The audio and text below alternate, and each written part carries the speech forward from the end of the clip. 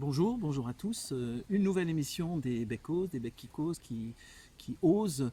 Because, pourquoi, comment, avec toujours un invité exceptionnel, parfois connu, parfois moins connu, exceptionnel surtout pour son humanité. Et aujourd'hui, nous avons la chance de rencontrer François. Bonjour. François, bonjour. Bonjour. Écoute, on ne se connaissait pas encore il y a un jour, 2 jours. Et puis à l'occasion de ce séminaire sur Paris, début octobre 2022, euh, dont le but est étonnant, c'est la médecine des sens ou le sens des maladies. Et en discutant avec toi, tu m'as raconté un peu ton histoire de vie, notamment médicale, et un peu aussi personnelle. Et est-ce que si tu es d'accord, est-ce que tu peux m'en dire un petit peu plus sur ce qui a permis peut-être de t'enlever une certaine carapace qui te laissait non pas cloué au lit, mais cloué dans une posture. Et voilà, François, est-ce que tu peux nous en dire plus? Avec plaisir, oui, tout à fait.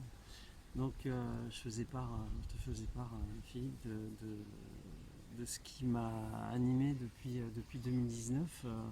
En fait, j'ai été diagnostiqué sclérose en plaques. Et comme je me soignais par des médecines plutôt douces, hein, par homéopathie plus exactement, sans jamais non plus exclure l'allopathie, hein, puisque pour une poussée de sclérose en plaques, il m'a fallu des corticoïdes à haute dose pour faire passer l'inflammation. Mais en tout cas, ce qui m'animait, c'était de me dire, bon, il m'arrive quelque chose, j'aimerais bien comprendre pourquoi. Et du coup, on m'a mis sur la piste d'un médecin dont la spécialité est la sclérose en plaques. Et tout en continuant mon cursus de suivi médical avec un neurologue et des IRM, j'ai commencé à m'intéresser au sens des maladies et notamment de la sclérose en plaques. Et à partir de là, euh, j'ai donc découvert ce médecin qui était plus dans ma manière de me soigner, qui correspondait à ma manière de soigner par homéopathie, mais pas seulement. C'est-à-dire que c'est aussi une personne qui s'est spécialisée dans le sens des maladies, et notamment de la sclérose en plaques. Et il m'a été indiqué par quelqu'un qui le connaissait, et du coup ça m'a vraiment tout de suite intéressé. Et à partir de là, j'ai compris que pour la sclérose en plaques, en tout cas pour mon cas, ce qui était important, c'est de voir trois aspects. Un aspect donc médical, hein, un aspect hygiène de vie et un aspect psychothérapeutique. Et du coup, je me suis pris au jeu, je me suis intéressé à cette opération et j'ai quand même commencé à modifier mon alimentation en supprimant un certain nombre de choses, avec une prise de médicaments aussi, des entretiens de psychothérapie, avec des psychothérapies de groupe qui m'ont permis de croiser la route d'autres personnes qui étaient atteintes des mêmes symptômes que les miens, mais pas seulement.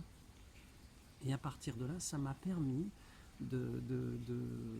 d'approfondir qu'est-ce qui pouvait en moi, dans mon comportement, dans ma personnalité, m'avoir amené à développer ces symptômes. Voilà.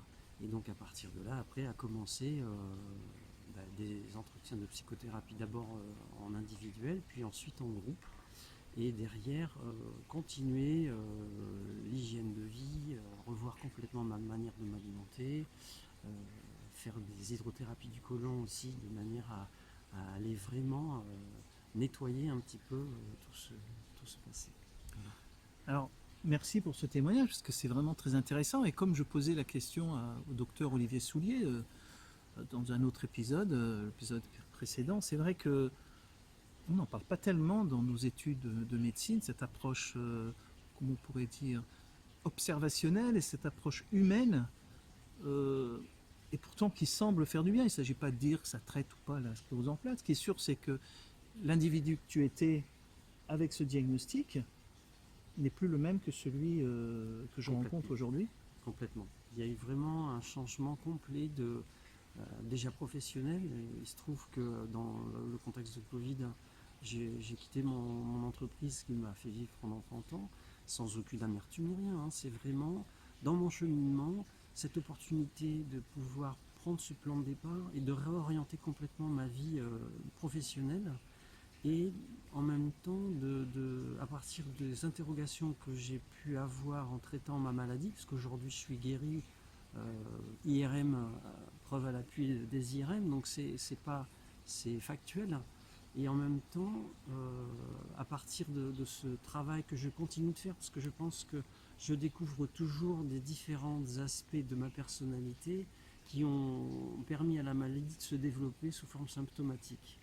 Et c'est ça qui m'anime, c'est-à-dire que j'ai pris conscience que à chaque fois que je fais des thérapies de groupe en immersion complète pendant plusieurs jours, je découvre encore des fonctionnements, de mes fonctionnements qui ont un lien avec ceux qui développent des scléroses en plaques. Donc on pourrait peut-être être plus précis, mais c'est vrai que c'est plusieurs années de travail maintenant, hein, mais il y a vraiment une notion d'appartenance à un clan, qu'il soit professionnel, familial, une notion aussi de ne pas trop savoir ce que l'on veut, de prendre argent comptant ce que nos parents nous ont indiqué.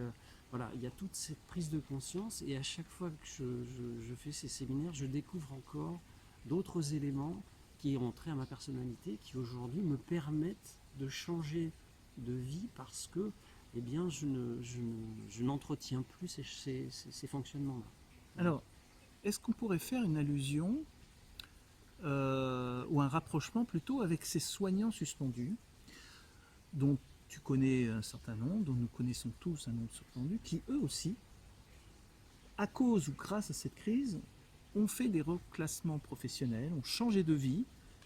Et quand on discute avec eux, on se dit, mais ce sont des nouvelles personnes, mais qui paraissent totalement plus ouvertes et plus heureuses. Alors quel message tu aurais? Alors on n'est plus dans le médical, on n'est plus dans la sclérose en plaques, on n'est plus dans les maladies chroniques, quoique toutes ces personnes ont peut-être subi des syndromes dépressifs énormes. Quel conseil tu pourrais dire à des soignants qui n'ont peut-être pas encore eu l'ouverture de la lumière et d'un vrai changement, qui sont encore dans le doute, dans le combat? Quel message, toi, en tant que patient, tu pourrais nous donner, nous, patients suspendus? Ben déjà que la situation, aussi paradoxale que ça puisse paraître, c'est une opportunité de changer complètement d'activité professionnelle. Contrainte. Moi, mon plan de départ, c'est aussi quelque part contraint, parce que j'arrive à un âge où dans mon métier, on est considéré comme trop vieux, et puis je ne me reconnaissais plus dans le métier que j'exerçais. C'est-à-dire que pour moi, c'était devenu très important de changer d'activité. Et là, j'ai vraiment pris conscience avec le travail qu'on m'a fait faire que je pouvais devenir un thérapeute. Donc moi, j'ai fait de l'informatique pendant 30 ans, je ne me considère pas comme professionnel. Pour autant, dans mon expérience déjà d'avoir traversé cette maladie, je me suis rendu compte que grâce à la sclérose en plaques et grâce à la Covid, aujourd'hui, je suis en mesure d'avoir du temps pour me permettre de changer d'activité professionnelle. Bon, il se trouve que moi, en plus, je suis un peu privilégié parce que j'ai pris un plan de départ, donc j'ai une aide financière qui me donne une certaine sécurité, j'en disconviens pas. Pour autant, ça me laisse du temps, et ce temps, ça va me permettre de le consacrer à cette réorientation au travers des séminaires de comprendre le sens des maladies, par exemple, mais en même temps de m'intéresser à des aspects plus énergétiques. Merci François pour ce témoignage, ces magnifiques témoignages de vie, d'espérance, avec un parcours professionnel qui s'est ouvert à toi alors que tu ne demandais rien, favorisé. Et peut-être que c'est là où on voit que c'est une chance, une pathologie qui, chez certains, pourrait faire peur, à juste titre parfois, mais en tous les cas, dont une partie de la guérison, ou la guérison totale, a été faite peut-être en dehors de la médecine conventionnelle, qu'il ne faut pas rejeter forcément, mais c'est certainement de la médecine complémentaire. Et voilà, bon, merci à vous, les bécos, c'est ça, c'est des gens qui, pas forcément très connus, et qui acceptent de témoigner, éventuellement de leur résistance par rapport à la crise Covid, mais finalement, qu'est-ce que c'est mieux que de la résistance que de vivre une pathologie étiquetée comme gravissime par certains et sans issue, que de lutter contre elle et puis de voir des horizons qui s'ouvrent. Merci à vous et puis à une prochaine émission des Bécos, des Bec qui causent. Au revoir.